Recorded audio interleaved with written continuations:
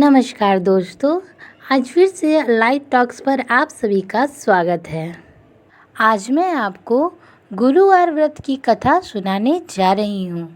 गुरुवार व्रत करने से बृहस्पति देवता अत्यंत प्रसन्न होते हैं। यह व्रत अत्यंत फलदायी होते हैं। अग्नि पुराण के अनुसार अनुराधा नक्षत्र युक्त गुरुवार से प्रारंभ करके 7 गुरुवार व्रत करने से बृहस्पति ग्रह की हर पीड़ा से मुक्ति मिलती है। तो आइए सुनते हैं बृहस्पति व्रत की कथा। प्राचीन समय की बात है। एक नगर में एक बड़ा व्यापारी रहता था। वह जहाज़ों में माल लादकर दूसरे देशों में भेजा करता था। वह जिस प्रकार अधिक धन कमाता था उसी प्रकार जी खोल कर दान करता था, परंतु उसकी पत्नी अत्यंत कंजूस थी। वह किसी को एक दमड़ी भी नहीं देना चाहती थी। एक बार जब सेठ दूसरे देश में व्यापार करने गया तो पीछे से बृहस्पति देव ने साधु वेश में उसकी पत्नी से भिक्षा मांगी। व्यापारी की पत्नी बृहस्पति देव से बोलती है, हे साधु महाराज, मैं इस दान पुण्य से तंग आ गई हूँ। आप कोई ऐसा उपाय बताएं जिससे मेरा सारा धन नष्ट हो जाए और मैं आराम से रह सकूं। मैं यह धन लुटता हुआ नहीं देख सकती। बृहस्पति ने कहा, हे देवी, तुम बड़ी विचित्र हो। संतान और धन से कोई दुखी होता है क्या? अगर धन अधिक है तो इसे शुभ कार्यों में लगाओ। कुंवारी कन्याओं का विवाह करवाओ, विद्यालय एवं बाग बगीचों का निर्माण करवाओ। ऐसे पुण्य काम करने से तुम्हारा लोक परलोक सार्थक हो सकता है। परंतु साधु की इन बातों से व्यापारी की पत्नी को खुशी नहीं मिली। उसने कहा, मुझे ऐसे धन की आवश्यकता नहीं है जिसे मैं दान दूं। तब बृहस्पति बोले, यदि तुम्हारी यही इच्छा है तो तुम एक उपाय करना।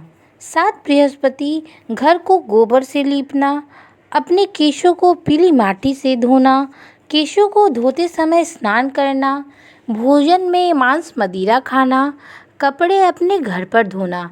ऐसा करने से तुम्हारा सारा धन नष्ट हो जाएगा। इतना कहकर बृहस्पति अंतर्ध्यान हो गए। व्यापारी की पत्नी ने बृहस्पति देव के कहे अनुसार 7 बृहस्पति वैसा ही करने का निश्चय लिया। केवल 3 बृहस्पति बीते ही थे कि उसका समस्त धन संपत्ति सब नष्ट हो गए और वह परलोक सिधार गई।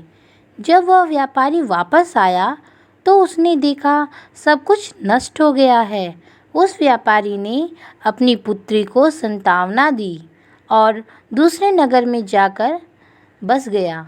वहाँ वह रहकर जंगल से लकड़ियाँ काट कर लाता और शहर में बेचता। इस तरह वह अपना जीवन व्यतीत करने लगा था।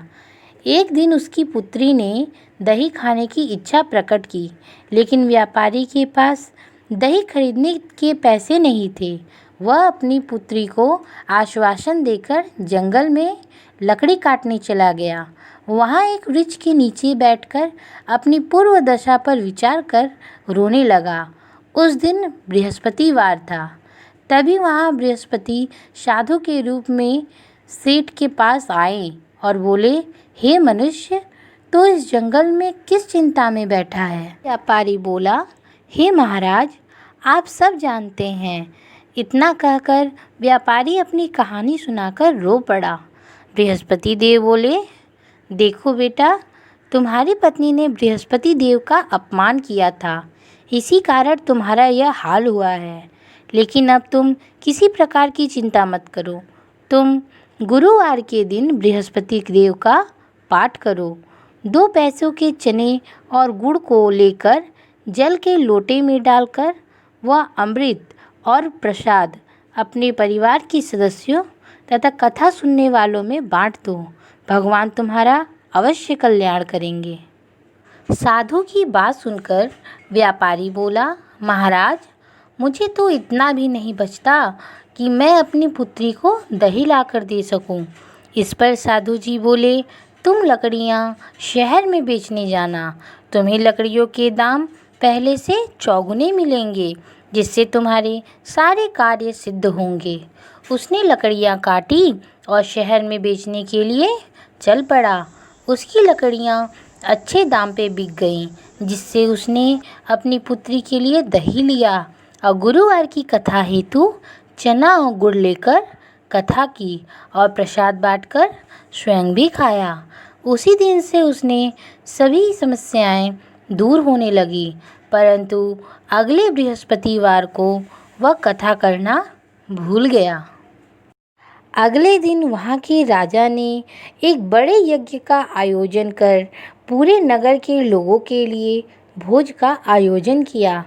राजा की आज्ञानुसार पूरा नगर राजा के महल में भोज करने गया, लेकिन व्यापारी और उसकी पुत्री तनिक विलंब से पहुँचे। अतः उन दोनों को राजा ने महल में ले जाकर भोज करवाया। तब वे दोनों लौटकर आए।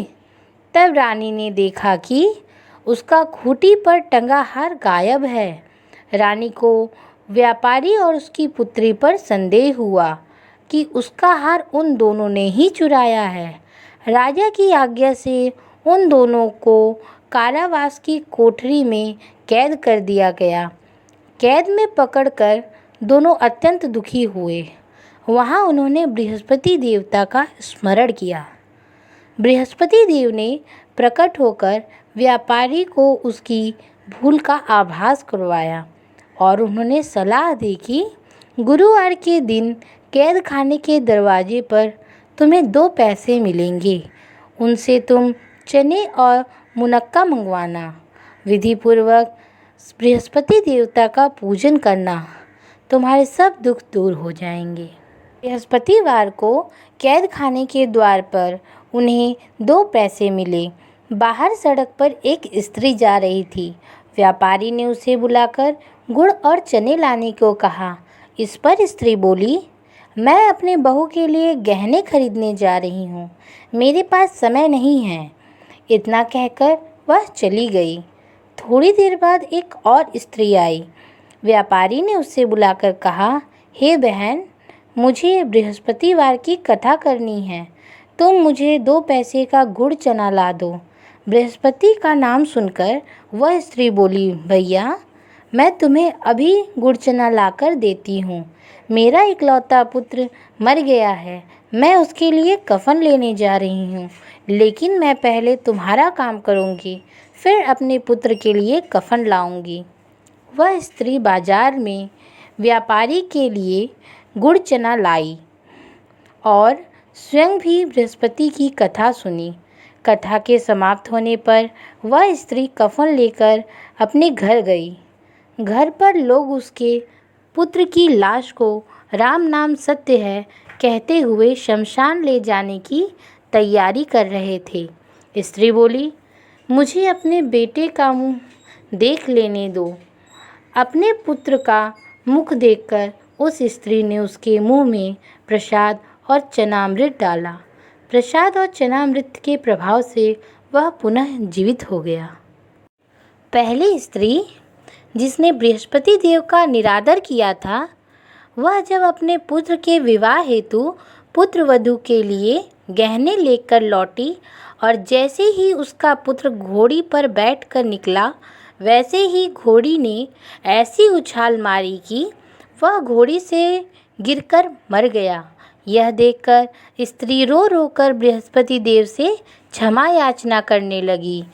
जेल में जाकर उस स्त्री ने माफ़ी मांगी और कथा सुनी। कथा के उपरांत वह प्रसाद और चनामृत लेकर अपने घर वापस आ गई।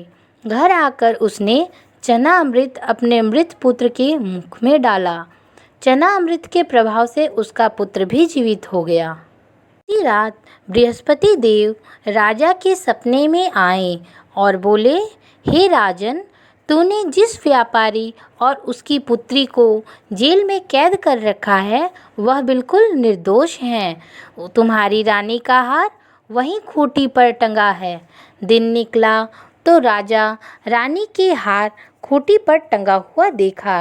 राजा ने उस व्यापारी और उसकी पुत्री को रिहा कर दिया और उन्हें आधा धन देकर उसकी पुत्री का विवाह उच्च कुल में करवाया और दान दहेज भी दिए। धन्यवाद। यदि आपको हमारी यह कथा पसंद आई हो तो हमारे चैनल को लाइक, सब्सक्राइब और शेयर ज़रूर करें।